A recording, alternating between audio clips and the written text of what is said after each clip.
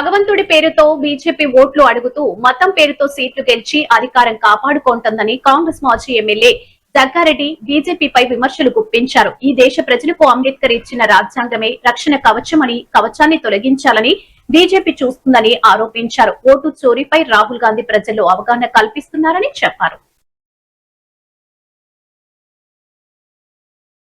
దేశ ప్రజలకు ఇది మేలు చేద్దాము అనే ఒక నాయకుడి పేరు చెప్పండి. ఎవరైనా ఛాలెంజ్ చేయగలుగుతారా? బీజేపీ వాళ్ళు చేయలేరు. మాట్లాడితే హిందువులు, అరే నాయన మీరు బీజేపీ వాళ్ళు కాదురా నాయన, ఫస్ట్ అందరము మొక్తాము. ఇప్పుడు నేనే ఉన్నా, నేను సీతారామ కళ్యాణం బ్రహ్మాండంగా చేస్తా. బీజేపీలో తెలంగాణ ఒక్క నాయకుడిని ఏమని చెప్పు. సంగారెడ్డి సీతారామ రామ్నగర్ రామ్ మందిర్లా నేను సంపాదించిన పైసలు, రియల్ ఎస్టేట్లో సంపాదించిన పైసలే, నేను ఆడేం పట్టుకురాలే. నేను రియల్ ఎస్టేట్లో సంపాదించిన పైసలతో దగ్గర ఒక మంచి బ్రహ్మాండంగా ఊరు పబ్లిక్ వస్తుంది కళ్యాణానికి, సీతారామ కళ్యాణానికి. ఓ 3 కోట్లు ఖర్చు పెడతాము, బ్రహ్మాండంగా చేస్తాం. అట్లా బీజేపీ వాళ్ళు చూపెట్టండి ఒక్కరిని. తెలంగాణ గడ్డ మీద వైభవంగా కళ్యాణం సీతారాములది.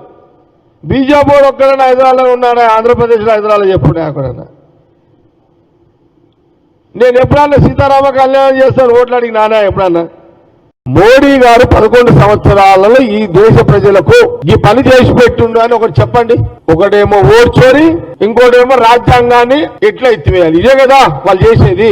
అందుకే రాహుల్ గాంధీ గారికి ప్రతిపక్ష నాయకుడు కానీ కాదు, ఆయన ఈ దేశ ప్రజల యొక్క మేలు కోరే ఆ కుటుంబం యొక్క వారసత్వం అది. ఆ గుణగణాలు రాహుల్ గాంధీ గారు వాళ్ళ కుటుంబంకే ఉన్నాయి.